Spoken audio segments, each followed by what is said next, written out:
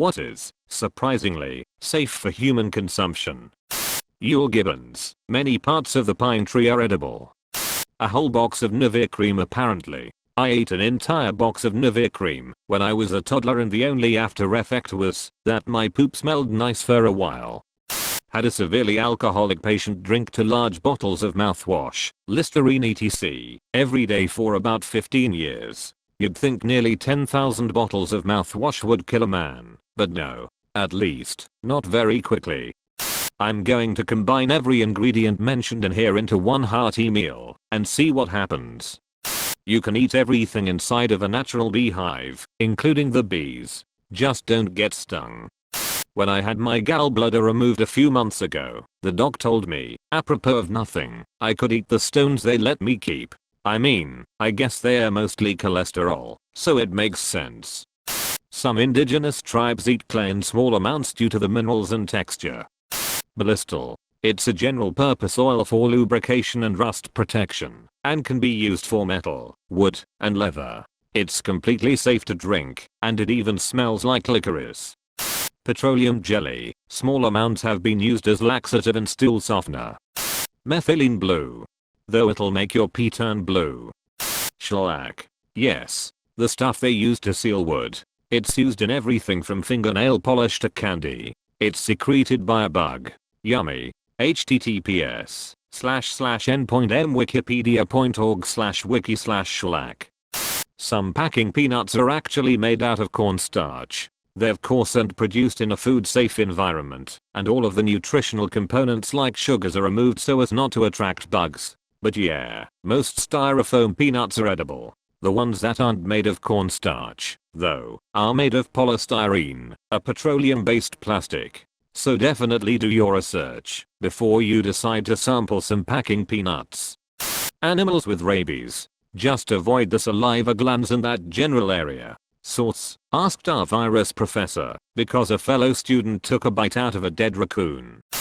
Charcoal. Well, not the one you'd buy for BBQs, but medical charcoal has a similar composition, and is not only safe, but awesome at cleaning up some unfortunate gastrointestinal interlopers. Edit, and as others below have pointed out, it will also slap up the good stuff such as medication. So much of this would make for a great episode of My Strange Addiction. Bismuth, the active ingredient in Pepto-Bismol. Look it up, it's a pretty rock. Pokeweed is edible if cooked properly. I remember my Bill's dad made poke salad. He said the idea is to cook most of the poison out, but leave enough for your lips to tingle. Edit, my sister is the one married to Bill, and his father is now deceased. I don't claim to know how to properly cook it, but the general consensus in the comments are 1. You only want young poke, the toxins build up with the age of the plant. 2. You want the leaves, not the roots. 3. You have to boil the poke several times, throwing out the water each time, to cook out the toxins. The tingle I mentioned apparently manifests as really bad pain in uncooked/undercooked, caused by said toxins. This is by far the most likes I've ever gotten on Reddit, so thanks to everyone so much. The little stickers on the fruit you buy in the store. Even the glue for them are FDA approved. According to my grandfather, who passed at 88, Vicks Vapo Rub. Tulips. Dandelions can make a great tea. Caffeine. That stuff plants evolved to make it so nothing could eat them. It kills most other creatures. Meanwhile us humans are like Zoom. I'm reading this thread like I'm looking for dinner tips or something. Stinging nettles are fucking delicious. I started foraging for them about 1.5 years ago, and they are fantastic. Filled with all kinds of vitamins and minerals too, so they are a superfood. Just make sure you soak them for 20+ minimums, if having them raw, or cook them first, to remove the stings. And they are bastards to pick and prepare regardless, as really you only want the top shoots and leaves, not the stems. But yep, they grow virtually year round here in the UK, and you can also ret the fibers to make rope and cloth from the stems. So we really should use the plant much more than we do, especially as it is a fast growing weed in many places. Also, don't pick them if they are flowering or seeding, as apparently they get crystals build up which can irritate the bladder and kidneys. But you can constantly crop the top off, so they never flower, and get a year-long source of free salad leaves/greens. Oddly enough, gallium up to certain weight, and a decent amount at that. Please advise, this is not a recommendation to eat it. Do your own research, and make your own decisions. I do not advocate for the consumption of gallium. Most venom can be safely digested, if you don't have any open wounds in your mouth and digestive system. Edit. This doesn't mean you should drink venom if you can, or French kiss the next cobra. Don't put toxins in your body. There are better ways to find out if you have open wounds or ulcers in your mouth. High percentage alcohol, for example, or spicy food. Please drink responsibly and only if the area where you live allows it. Too many people die of alcohol poisoning. Edit 2. Now I know what Hank Green feels like. Funnily enough, the red berries of a yew tree, the seeds contained inside of the berries, the needles, the branches and the roots are all deadly poisonous, but the berries are sweet and edible. I recommend not eating them, because if you bite on the seed contained within, it's bad news. Edit. Exchange the word delicious with edible. Dog/cat food.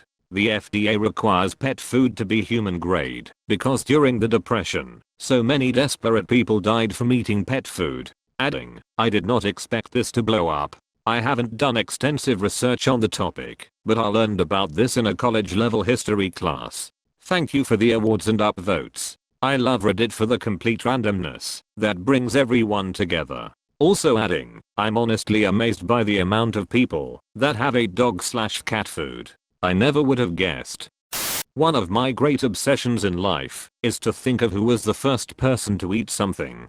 Like who was the first to see a white hard thing come out of a chicken and decide to crack it open, see a gooey mess, yet still see what would happen if you heated it up, and after all that, have the balls to eat it. Same goes for mushrooms. Like, did people just keep eating them until they figured out which ones killed you, which ones made you trip balls, and which tasted great with steak? Insects. Most insects are not only edible, but also very nutritious. On a totally separate note, there was going to be a cloud of locusts here in Brazil. I planned to eat them if they eat the plants. Kudzu. We see it as a pest when in reality we should be farming the shit. The foliage makes great grazing for animals, and it grows massive 50-pound tubers. Given that it takes almost no effort to grow, it seems like a perfect farm crop. Coca-Cola. That stuff polishes chrome, dissolves calcium, and can clean copper. C4.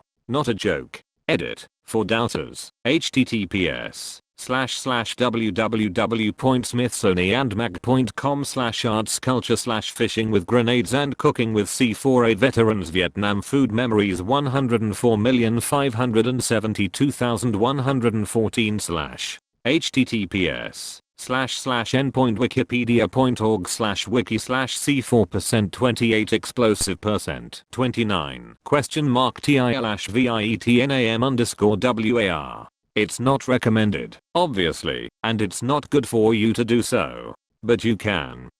Be sure to like and subscribe for more reading Reddit videos. Thanks, bye.